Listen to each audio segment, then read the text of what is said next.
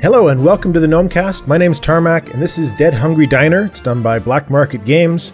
You can find this on PC only as far as I've been able to find. It's a bit of a retake graphically on the diner game concept, the whole premise being that you've got to serve X number of guests and you've got to make sure that you don't tick them off so that they leave. Couple of things that are frustrating. Here's your graphics options. You've got full screen, yes or no. You can see the resolution obviously is a bit of a problem. We've got some black bars going on, and that's because there is no resolution option. If you go back to being in windowed, you can resize the window, but you still end up with your black bars. A little bit of volume control. A little bit disappointing as far as I'm concerned with the resolution options, especially when you're dealing with something that is not really graphically intense. It should be done in such a way that it can take up the whole screen using standard resolutions that are available today. But that's the only thing that I found so far. Let us jump in and start a fresh game. I'm going to pick this little anime-looking Van Helsing with an apron guy. But I don't want to read everything.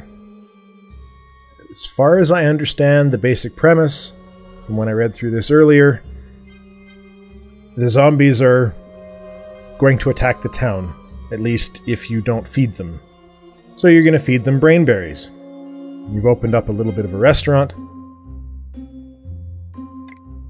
Click, click, click, click, click. So you got to choose your zombie, stick him at a table. Let him sit and wait and decide what he wants to order. He throws a bucket up there.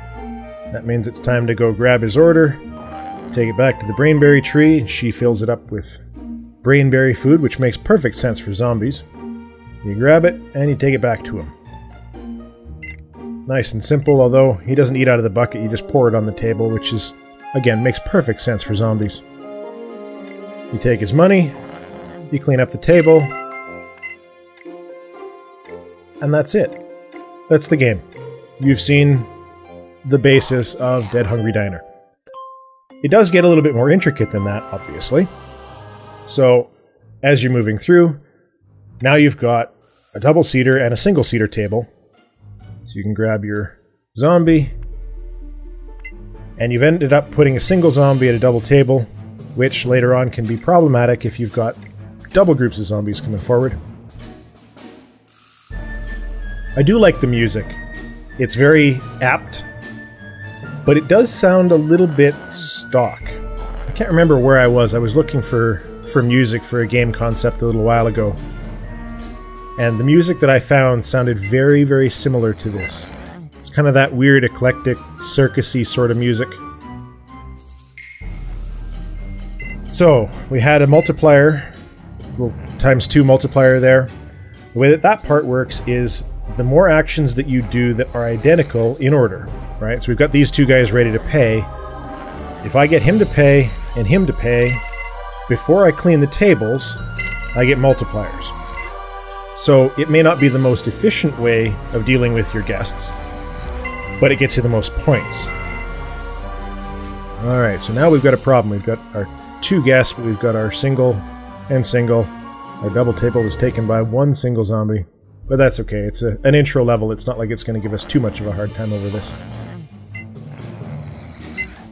We go to fill their orders. Grab the brainberries, which is just lovely. Not really sure why brainberries grow on trees. I suppose because they're brain berries.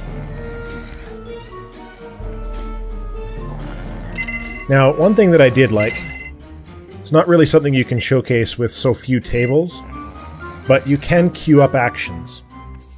So if you go ahead and you click here to take their order and click over here, if I'm wandered off somewhere, I'll just stand up here by the brainberries, wait until they're both ready, click, click, and he'll do both actions.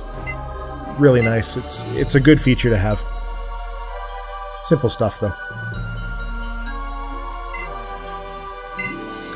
×2 multiplier.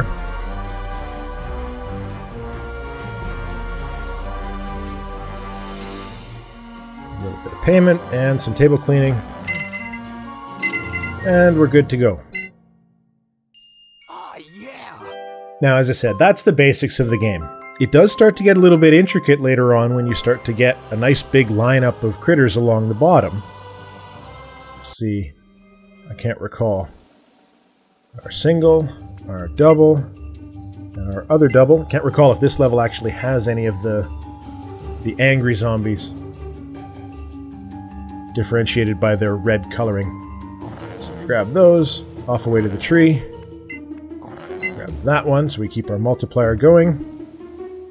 And then start delivering food. Back to grab this one, and we're good. So of course, the more tables you get, the higher that multiplier can go, and you are going for more and more points. Ah, there we go. Who are those red guys? Angry zombies. Pay, pay. Clean, clean, clean. In the most inefficient way possible, rather than just starting where I was. So, now I've got 4 groups. And I've got angry zombies. Angry zombies get grumpy an awful lot quicker. So if you click on the front group that's sitting here, you can move them to the back of the line.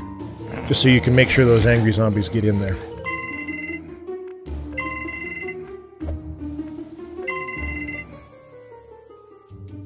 Take their order. Oh, now we got some more angry zombies.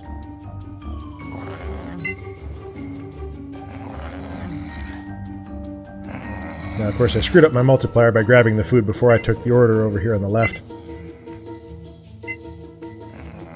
But it is a fairly clever little game. I have enjoyed playing through a little bit of this. I reset my save just so I could come back and go through it again, just to show off some of this stuff.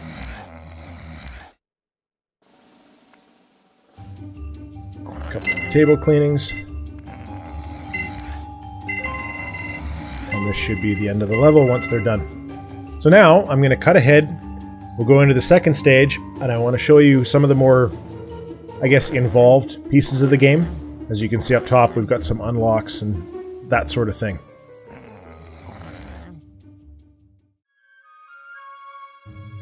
Alright, so here we are. Second stage, first level. We've moved out of the graveyard, we're into a cathedral.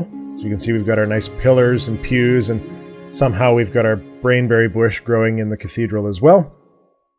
And I wanted to show off a couple of other neat little things about the game, little intricacies and features and such. We've got a vendor that shows up in between levels. Of course, you're building up gold as you're going through. You can buy different upgrades. So, for example, you can make your character run faster. It gets a little bit more relevant as you get further into the game, because making it to the end, you've got a timer going on there, and if you're not fast enough, you can lose out. It's not good. You've also got happiness meter, or a happiness ability, I suppose I should say, where you can increase the happiness of all of the monsters that are in line, or one of the monsters that's sitting at the table, or you can get a rain check. Obviously there's a few others, but these are the ones that I've got so far. Rain check basically makes the monster come back later, as far as I understand. I haven't used it yet though, so not really sure. I'm going to go with the run speed. And we will exit the store. Now, we've got a new type of monster. We've got werewolves. And werewolves do not get along very well with vampires. These aren't the sparkly type of vampires, or the show-off their abs type of vampires or werewolves. Basically, they just fight a whole lot. And so, if you click on the cloud, your bouncer wakes up and throws them out. Because that's absolutely unacceptable. So this is where you start to make use of your line flip mechanic. Because of course you don't want to have vampires and werewolves eating at the same time, so you just leave the vampire standing in line. And actually we can use our little happiness meter, make him a little happier because he's going to be there for a while. And we'll get on feeding these guys.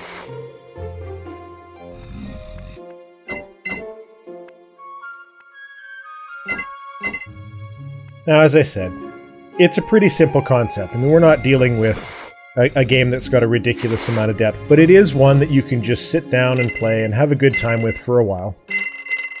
The sound is cute, the monsters are cute, and it does get a little bit hectic if you're not paying attention. Oh, looks like I've only got enough for a few tables,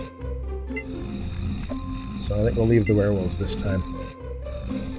This is Dead Hungry Diner. It's done by Black Market Games.